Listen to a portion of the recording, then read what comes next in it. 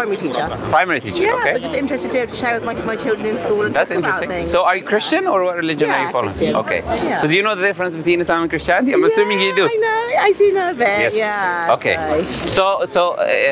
What do you think about Jesus? Because I speak with a lot of Christians, and depending on the type of Christian they are, they have their own understanding and belief about Jesus, right? Yeah. So what is your position in Jesus? How do you see Jesus yourself?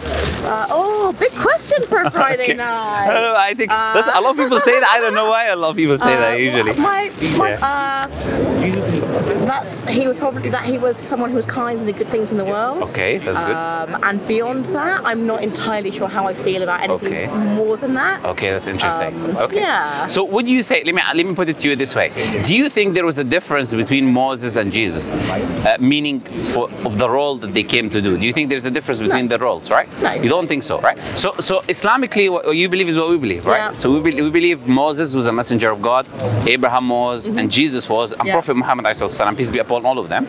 They were all messengers of God. They're chosen by the Creator. Their message is, as you said, to bring goodness into the world, to teach people about the Creator, and to bring them closer to God, right? And they're not the main focus of their message. God is the main focus of their message. Would you agree with that? I would absolutely agree. Sure. So that's very interesting. You're closer to Islam, What do you think about Prophet Muhammad then? If you're very close like this, I know less about Muhammad, I would say. Okay. Let me tell you a few things if you like to hear. So we believe Prophet Muhammad was born in Mecca, Saudi Arabia today, and he lived with his people for 40 years prior to him receiving revelation from God. So we believe when he was 40 years old, he received revelation from the Creator. Before that, he did not receive revelation, right? When he lived amongst his people for 40 years, they gave him two titles. They said As-Sadiq Al-Amin in Arabic, which means the trustworthy, the honest. They titled him, they gave him these titles, right? So whenever they had a dispute amongst each other, they used to go to him. So for example, the Kaaba, the house in Mecca where Muslims go for pilgrimage, right? This was a holy place even for the Arabs before Islam. Because from the time of Abraham, we believe Abraham built that house, right? Or rebuilt that house. So it was still a holy place for the Meccans, for the people of Mecca. So when they were rebuilding it, they were kind of, because it's an honor to rebuild the house of God, literally, right? So they didn't know who should put the last stone. So they were in dispute. So what they did, they went to Prophet Muhammad. This is before revelation, right? So they went to him, they said we're having this issue. So what he did is he brought a cloth, he put the stone there, and he said to everyone, come, hold a piece of the cloth, and then we can walk together and we can put the stone. Then he put the stone himself, and that's it, So then he settled all of the dispute that happened, right? When people used to travel, they used to leave their belongings with him because they know he's a trustworthy, he's an honest person, right? So this was his character before receiving revelation. And what's very interesting there is that when revelation comes to you, it comes to someone who you lived with for 40 years, is different than someone who just you met for the first day, you don't know anything about, right? Yeah. So if I know you for 40 years, I know how you live, I know your character. If you come to me with a message, I can come closer to you if you're an honest person, or move away from you if you're not an honest person, right? Because no one claims prophethood unless you are completely an honest, sincere person, or you're the worst of the people. I don't think there is the opposite, right? If you claim prophet, you're either this or you're either that, right? So Prophet Muhammad then received revelation. The people at his time, they used to worship idols, so make idols from stone and etc. And they used to worship them. Prophet Muhammad did not believe God is an idol. And there is a funny story I'll tell you about. There was one of the people who used to worship idols at the time of Mecca, and then a dog came and he pissed on the idol when he was worshiping the idol, And then the man, he started chasing the dog.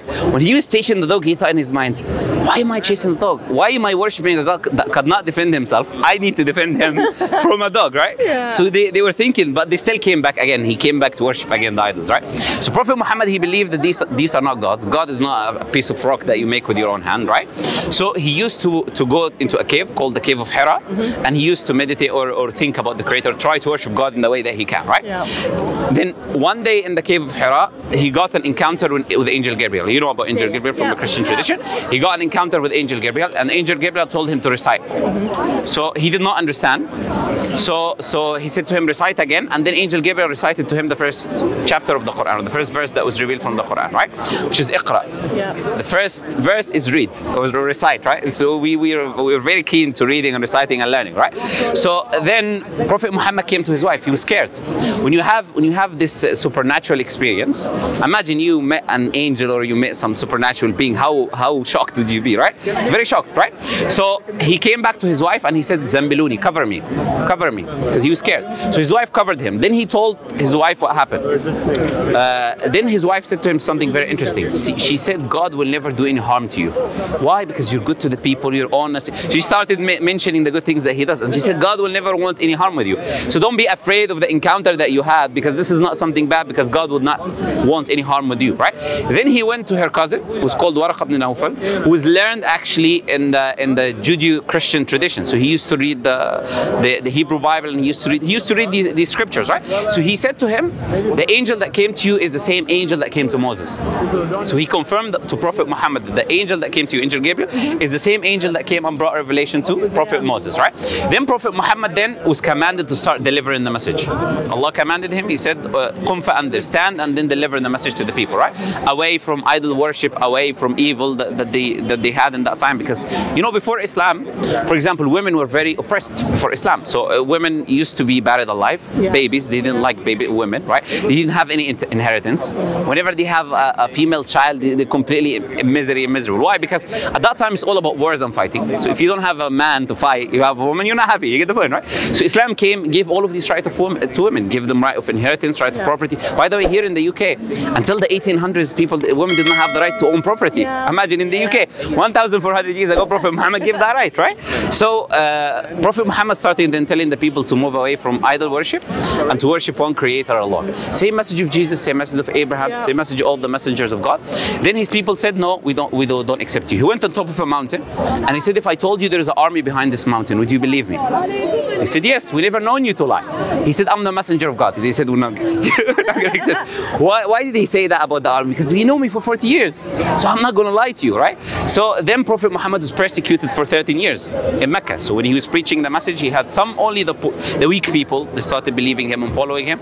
Other people were persecuting the Prophet, and his companions were killed. Some of his companions were killed, right? He's been persecuted continuously. He had to leave Mecca and go to Medina, right? To migrate to Medina. After 13 years of persecution, God gave him the permission to go and go to Medina, right? And he was traveling and he left migrating because they were trying to kill him that time, right? So this was the life of Prophet Muhammad. Most of his life, he was persecuted for 13 years.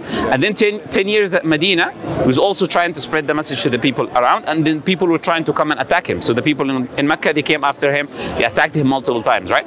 But the key most important thing is this, right? His message was a message of honesty and truth. His message was a message of worshiping the Creator alone. This teachings that we have in common, be good to your neighbor. Prophet Muhammad said, Angel Gabriel came to me so much telling me about the neighbor that I thought my neighbor is going to take my inheritance. He's going to take a part of inheritance. You know, so much the angel keep coming for him. It's like a family member, you know. So all of these teachings were the teachings of Prophet Muhammad. Which then we say, look, Prophet Muhammad did not bring anything new. And that's what the Quran teaches. Allah says, Ma kuntu bid'an min ar-rusul. Say, I'm not an innovation of messengers. Meaning, I'm not a new thing. I'm not someone who innovated all of this idea. But I'm coming in a line of messengers and prophets that came with the same message that I came with, right? So the same message that Abraham came with, the same message that Moses came with, the same message that all of the messengers of God came with. So Islam is about that. Accepting all the messengers of God, not to accept some of them and reject some of them, right? Because it's a problem. You've got the disagreements between the Christians and the Jews, for example. The Jews, they reject Jesus. Christians say, no, we will accept Jesus, right? Muslims say we accept Jesus, Moses and Abraham, all of them, right? This is how people should be, right? So this is what we invite people to. Being a Muslim means that you submit yourself to the one Creator alone, the Creator of the heavens and the earth. We use the term Allah because the word Allah is unique in Arabic. Do you know why? It does not have a feminine or a plural. Like, you know, God, Goddess, and Gods. Allah is just unique, right? That's why we use that term, because it describes the Creator in the best fashion possible, right? So we say the message of Islam is to worship Allah, worship the Creator alone, to obey the revelation that comes to you. So we affirm that Jesus had a revelation from God. Moses had a revelation from God. Abraham had a revelation from God. That revelation that might have been changed a little bit throughout the time. People have been changed a little bit for personal gain or whatever reasons, right? But we say the Quran is the last and final revelation that came. That's why Allah preserved it completely, did not allow anyone to change it. You know, Muslims memorize, millions of Muslims around the world, they memorize the Quran from beginning to end. from A to Z, so they can recite it to you from memory, right? That's why we know no one can change this. If you throw all the books in the sea, people memorize the Quran in their memory. For you, you know? Yeah, absolutely. We memorize it because it's we believe it's the word of the Creator, right?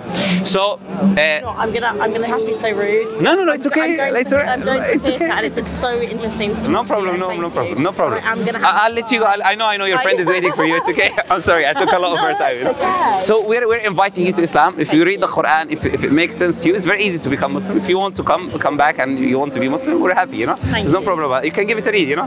Nice talking to you. Thank you guys for your time. See you. No, it's okay. Pleasure talking to you. Thank you. See you.